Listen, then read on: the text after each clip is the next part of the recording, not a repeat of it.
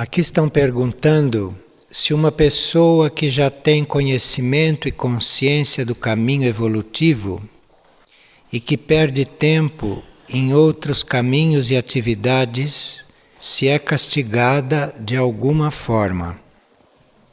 Essa palavra castigo não corresponde a nada que esteja incluído na ordem superior. Na ordem superior não existe isto, e isto é uma criação dos homens, são os homens que castigam uns aos outros. O que existe é um retorno daquilo que a gente faz. Isto não é castigo. Isto nós mesmos produzimos uma coisa, emitimos uma coisa positiva ou negativa. Quando nós emitimos e aquilo começa a se locomover, vai atraindo material correspondente. E como fomos nós que emitimos, aquilo faz um giro e volta para nós. Quando volta para nós, vem sobrecarregado com tudo que recolheu. Mas isso não foi castigo, fomos nós mesmos que emitimos. E se foi um bem, vai recolher material positivo. Então, quando voltar para nós, vem muito maior como bem. E se foi negativo que nós emitimos, vai recolher material negativo. E quando voltar, vai estar muito mais pesado do que quando nós emitimos. Mas não por castigo, porque isto são leis, isto acontece assim. Então nós temos que aprender que vamos receber de volta tudo o que emitimos. Agora, dependendo da distância onde isto vai, quanto maior a distância, mais recolhe material semelhante. Então nós temos que ter cuidado com aquilo que emitimos.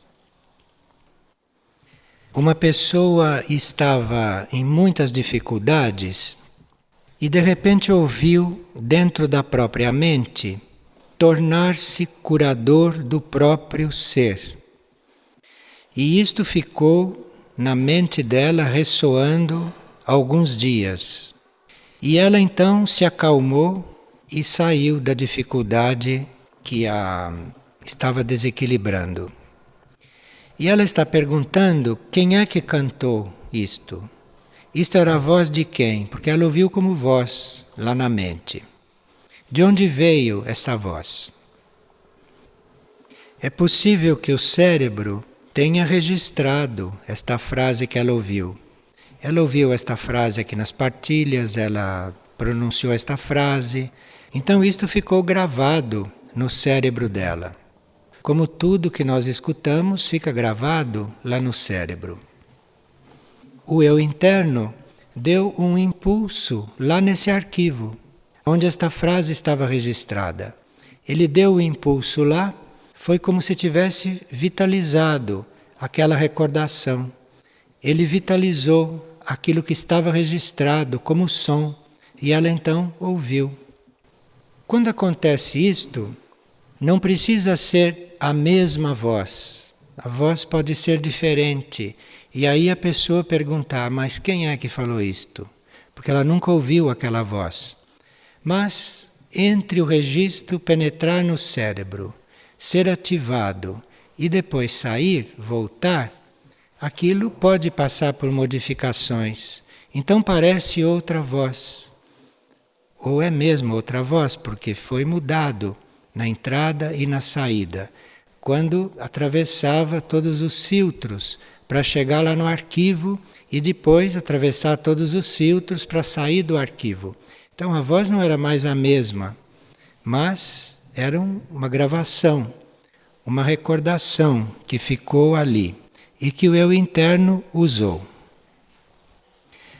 Vejam que também é importante a gente tomar cuidado com aquilo que escuta. Não é só cuidado com aquilo que emite, mas também com aquilo que escuta.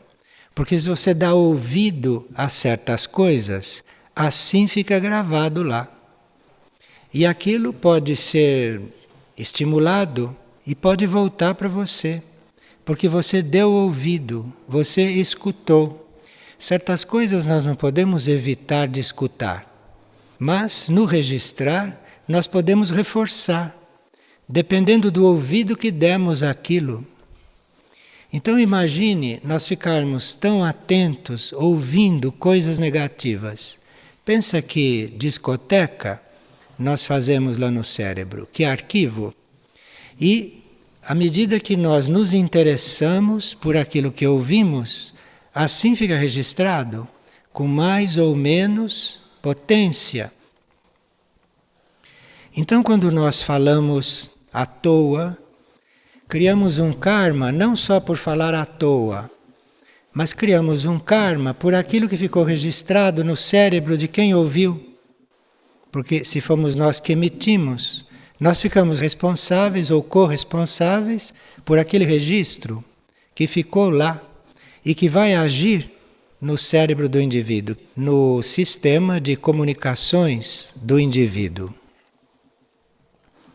E estas coisas podem se ativar não só quando a gente manda um estímulo, mas isto pode se ativar por um conjunto de circunstâncias das quais nós não temos consciência. E de nós mesmos, de nosso cérebro, começam a ser emitidas coisas que ficaram arquivadas e começam a ser emitidas até caoticamente. E isto tudo retornando para a nossa consciência de desperto e para a nossa memória. Por isso é que os instrutores insistem tanto em que a gente não participe de conversas negativas, que a gente não dê ouvido para coisas negativas. Não é só para coisas negativas, para coisas inúteis, para coisas supérfluas, que não têm utilidade, que não têm sentido. Porque tudo isto fica gravado, fica agindo, fica reagindo. E quando esse material se acumula, quando esse material toma força, nós não podemos mais controlá-lo. Então este material começa a atuar sobre nós, coisa que nós ouvimos, que nós acolhemos, que nós aceitamos dar atenção. E estão pedindo também que a gente fale sobre a energia prana, que é muito conhecida pelos yogis. Outro dia perguntaram sobre a energia bril. E esses nomes que nós damos a certas qualidades de energia, isto são aspectos da energia única. Então, assim como o bril é um aspecto da energia única, prana também é um aspecto da energia única. Só que é um aspecto que representa outra coisa. Enquanto o bril representa a cura, é aquele setor da energia única que cura, o prana é aquele setor da energia una que nutre o nosso sistema energético. Então, da energia única vem este prana, vem esta qualidade que nutre o nosso sistema energético e também nutre vários reinos da natureza como energia, como sistema energético. E esse prana, que vem da energia única, portanto que vem do universo, esse prana é transmitido para cada um de nós, para os nossos corpos, através do corpo etérico. A energia bril pode ser introduzida em nós por muitos planos e muitas tonalidades. Agora, o prana é mais material. O prana pode-se dizer que esteja até no ar. É mais material do que bril. E entra pelo etérico, entra pela nossa rede etérica. E esse prana, que é um princípio vital, que é uma energia vital, quando nós aprendemos a absorver bem este prana, que entra pelo corpo etérico, quando nós absorvemos bem este prana e quando nós sabemos assimilar este prana, nós vamos precisar de menos alimento material, vamos precisar de menos alimentos.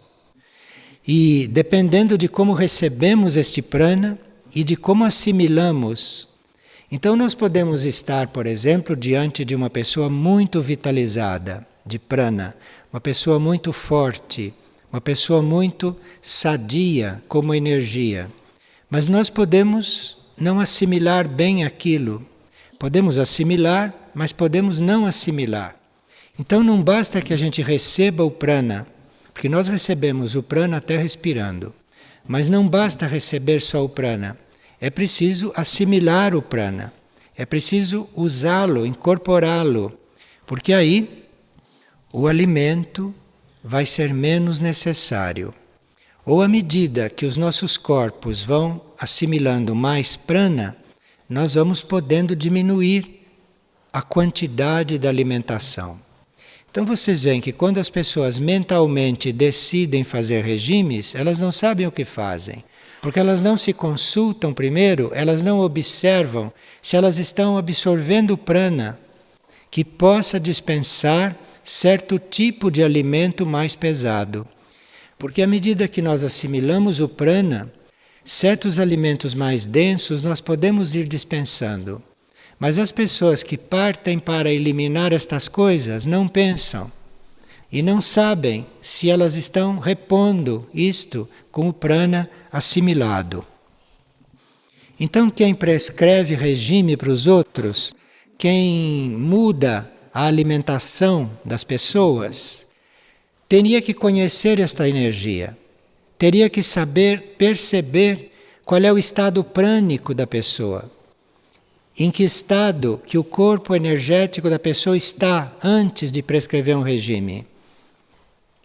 Vocês ouviram falar em vários seres santos que pouco se alimentavam ou que quase nunca se alimentavam de coisas físicas, e esses eram os seres que sabiam assimilar este prana e que conviviam bem com este setor da energia.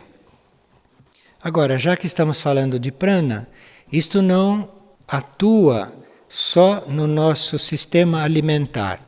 Esse prana atua também e nos ajuda a nos liberarmos da força de gravidade.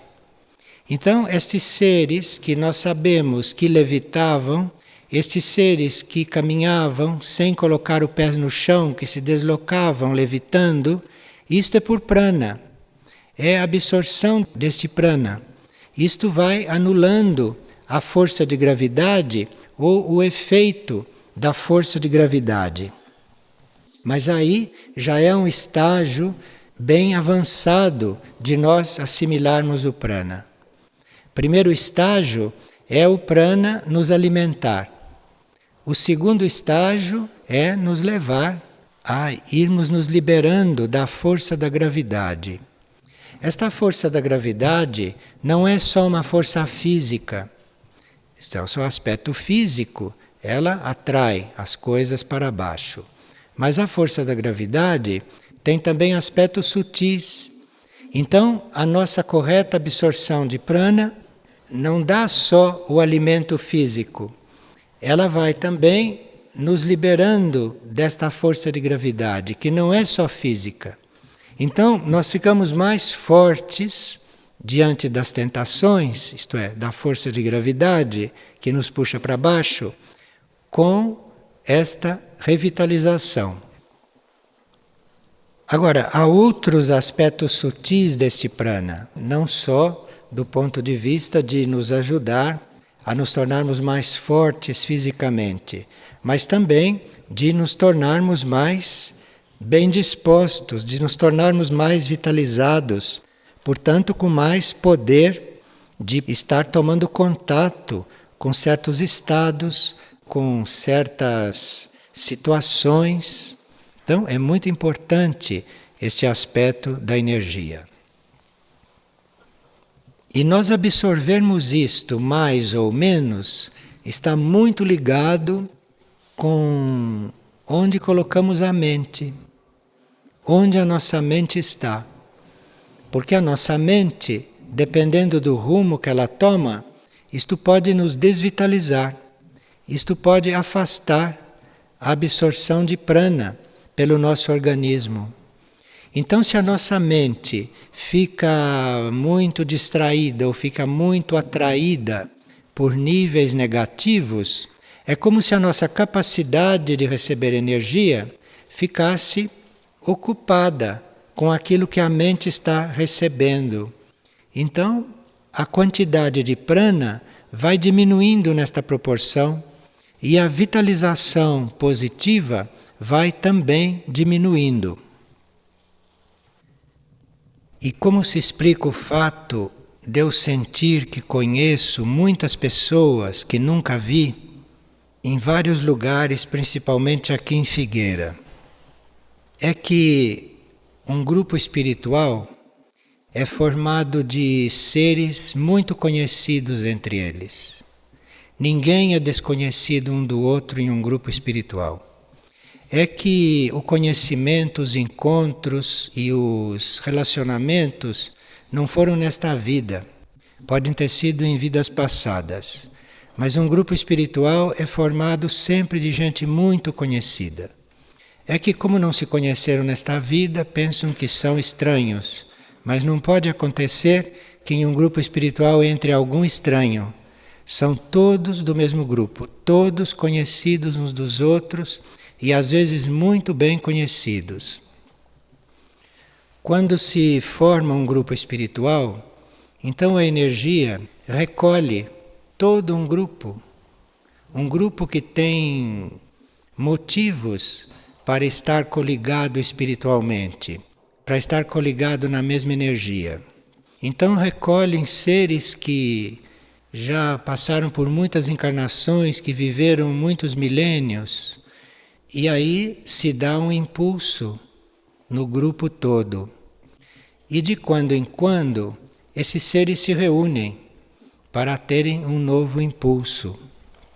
Porque no grupo espiritual deve haver uma energia para eles sublimarem os relacionamentos que tiveram, para eles irem transcendendo os relacionamentos que tiveram e conseguirem se reunir e se unir em um plano mais elevado. Então, é exatamente este antigo conhecimento entre todos é o que mantém a união e que mantém a confiança nesse processo. Então, cada vez que esses grupos se reúnem, em alguma oportunidade, em alguma vida, acontece um impulso mais forte que é dado a todos, é dado ao grupo. E isto é sempre também em função de se sublimar os relacionamentos humanos, mesmo grupais, para aqueles que estão mais abertos à transformação. E uma pessoa pergunta se uma pessoa que é bastante conectada, se ela pode ficar dispensada de um recolhimento diário. O trabalho diário que se faz é para ou nós nos conectarmos, ou para nos alinharmos, ou para mantermos a nossa conexão, se ela já está feita. Porque uma conexão, ela, no princípio, pode não ser muito segura. Então, mesmo que o indivíduo já tenha uma certa conexão, é bom que ele faça um trabalho diário de recolhimento para confirmar isto e para ficar mais forte nesta conexão. Mas isso são coisas muito pessoais e com cada pessoa é diferente. Uma pessoa está perguntando qual é a diferença entre os conselhos e as linhagens. O que se chama de conselhos são entidades formadas por hierarquias, formadas por seres muito evoluídos, ou formadas também por mônadas. Mas mônadas podem formar um conselho. Esses conselhos servem para custodiar setores do plano evolutivo e para estimular a realização deste plano. Então, um conselho, ele conhece uma parte do plano que deve atuar em alguma área do universo, ele custodia este plano, ele guarda este plano, e ele estimula a sua realização. Então, se nós encontramos um conselho, ou se nós estamos lidando com algum conselho, ou se existe um conselho na nossa linha evolutiva, este conselho vai funcionar como um ponto de união entre nós e a fonte de onde vem o plano evolutivo. Então eu posso não conhecer o plano evolutivo, posso não ter oportunidade de ter contato com o plano evolutivo, posso desconhecer o plano evolutivo, se não fosse a presença dos conselhos. Os conselhos estão entre o plano e nós. E eles têm a forma de nos passar este plano, este propósito. Enfim, um conselho nos une internamente com o plano evolutivo, com o propósito que nós teríamos que manifestar. Esses conselhos, ou estas entidades formadas por essas grandes consciências, elas têm acima delas um conselho mais amplo, ou um conselho muito avançado, como possa ser um conselho solar ou um conselho galáctico. Isto então está em contato com a consciência que rege o universo, também não só com o plano evolutivo. E há conselhos muito elevados que são os intermediários entre nós e o governo central do cosmos. E esses conselhos se coligam conosco, ou fazem a ligação conosco, segundo o plano que devemos cumprir. Então esses conselhos nos ajudam ou se manifestam segundo a nossa tarefa dentro do plano evolutivo. Há tarefas no plano evolutivo que nós necessitamos dos conselhos para poder executá-las e para poder compreendê-las também, para poder perceber essas tarefas. Então, não há uma tarefa ampla e uma tarefa muito importante para o planeta ou para o sistema solar que não tenha um conselho para inspirar e para ajudar aqueles que devem cumpri-la. Então, o conselho não é uma entidade executiva. Isto não é uma consciência executiva. Executivos são aqueles abaixo dos conselhos. E os conselhos então vão ajudar aqueles seres a executarem o que tiverem que executar. Além disto, um conselho mantém focalizada a visualização do plano. Ele fica focalizando o trecho do plano evolutivo de forma que aquilo vá se tornando nítido, de forma que aquilo tenha condições de se materializar. Então, um conselho tem uma base contemplativa muito forte, porque ele tem que manter a visualização do plano, para que o plano se mantenha nítido para nós todos, ou para aqueles que devem captá-lo. Aqui em Figueira, nós conhecemos desde o princípio um desses conselhos, e que foi identificado como o Conselho Alfa e Ômega, que consta do glossário esotérico e que já foi tema de muitas partilhas nossas anos atrás. O Conselho Alfa e Ômega, neste trabalho e na formação da Figueira, teve um papel fundamental. Foi aquele que atraiu as energias superiores que nenhum de nós poderia atrair. Então, eles atraíram as energias superiores e mudaram a trajetória de certas forças que poderiam impedir que o trabalho se realizasse. Então, foi um conselho para nós fundamental. Então, ao mesmo tempo que captava a energia e a colocava aqui disponível, ele mudava a trajetória de certas forças que estavam prontas para impedir tudo. E isto foi feito pelo Conselho Alfa e Ômega, lidando com estas coisas tão básicas, porque este conselho é um dos poucos conselhos que tem membros encarnados. Porque a maioria dos conselhos tem todos os seus membros lá no alto. Mas este Conselho Alfa e Ômega, ele tem, em geral, 7 membros encarnados, espalhados pelo planeta. Então, como tem membros encarnados, esses membros encarnados atuaram bem próximos do plano físico e assim conseguiu-se mudar a trajetória das forças que estariam impedindo do trabalho se realizar, do trabalho se formar. E esse conselho também foi para nós, nos primeiros tempos principalmente, uma fonte de inspiração muito grande. Havia possibilidade de um trabalho telepático muito forte, um trabalho telepático muito regular.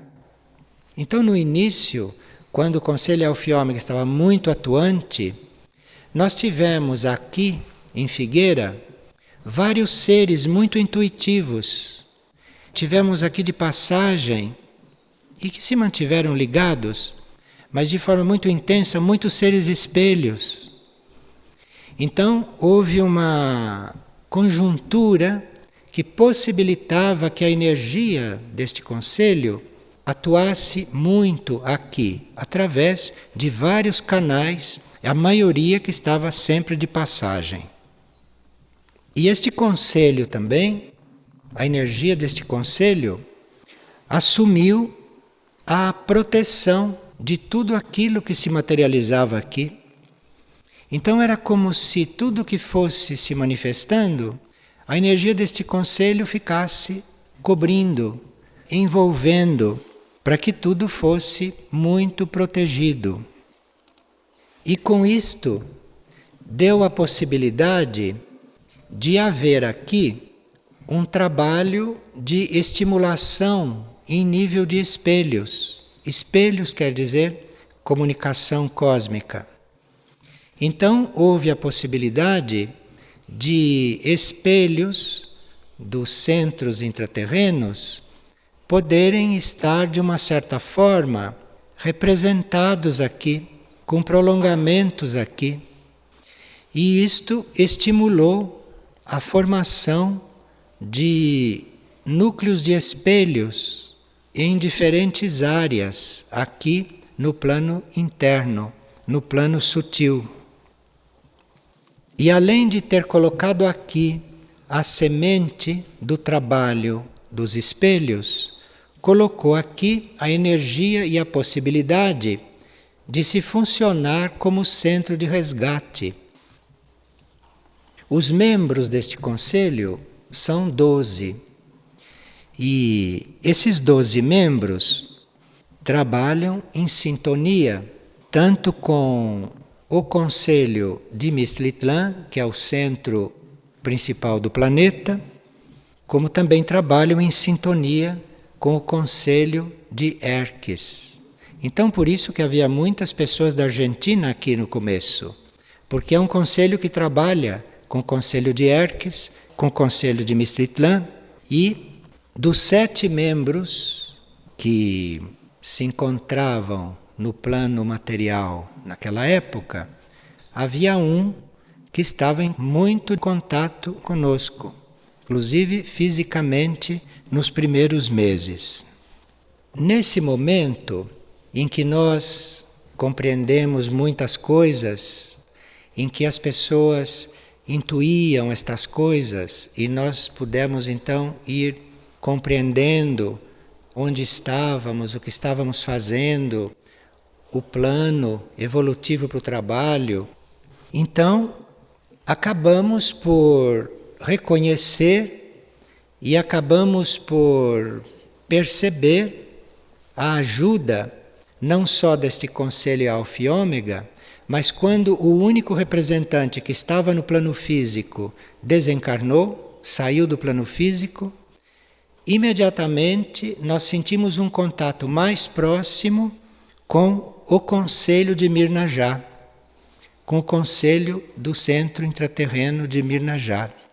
Então este Conselho Alfa e Ômega nos adestrou, abriu os caminhos, fez a ligação, até que este Conselho de Mirnajá pudesse estar bem mais próximo, bem mais coligado.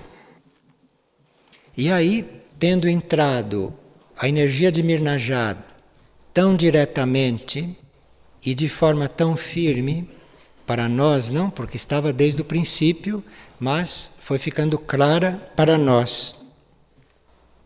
Então, nós começamos a ter isto tudo muito mais familiarmente nos nossos planos internos. E aí, por tudo isto, vocês viram que nós tivemos vários anos praticamente sem dificuldades.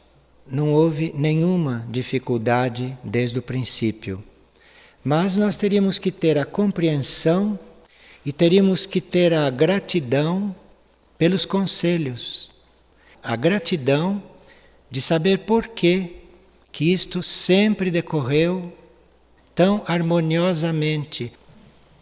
Todas essas características dos grupos terrestres não chegaram a impedir que as coisas se fizessem como estava no plano. Isto é a presença dos conselhos. Isto é a energia dos conselhos. Isto é o conselho no ar. Estes conselhos de Mirnajá. E este conselho de Mirnajá, como o espelho de Mirnajá, isto é algo que está muito mais disponível, muito mais próximo do que nós possamos imaginar. Mas aí nós teríamos que ter uma atitude interna de maior atenção para com estas coisas. Parece que em certos momentos a atividade externa e a atividade prática avança um pouco além daquilo que deveria avançar. Não que chegue a prejudicar o trabalho, mas se nós, além de tudo que fazemos e além da nossa atual posição, se nós nos voltarmos um pouco mais para este lado do trabalho, que é o lado fundamental, é a essência do trabalho. Se nós nos voltarmos para este lado mais essencial do trabalho, temos muito campo de desenvolvimento ainda virgem, ainda intocado, tanto no campo da cura, como no campo do resgate, como no campo da harmonia. Harmonia quer dizer os mantras, os cânticos, a harmonia com os reinos, a nossa harmonia com os reinos. Então, há muitos passos ainda a ser dados. Então existe este tema dos espelhos, por exemplo, de Mirnajá. Existe este tema dos conselhos, do Conselho de Mirnajá, das funções do Conselho de Mirnajá. Existem esses temas que poderão estar na nossa consciência, tanto ou mais como está na nossa consciência.